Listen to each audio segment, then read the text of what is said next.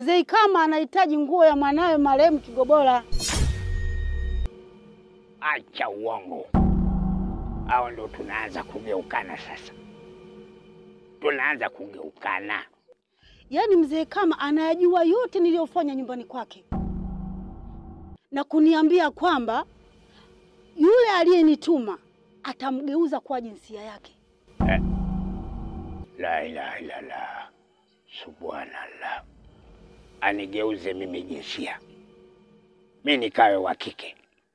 Nikaolewe mimi. Haya, nitaenda kufanya nini sasa? Unikiolewa. Huyu kenge huyu amechoka heshima. Hapa sasa kapitiliza. Wallahi hapa kapitiliza. Nikaolewe mimi. Na nitatoa nini sasa? Hapa kitoki kitu. Kama mbwai na iwe mbwai.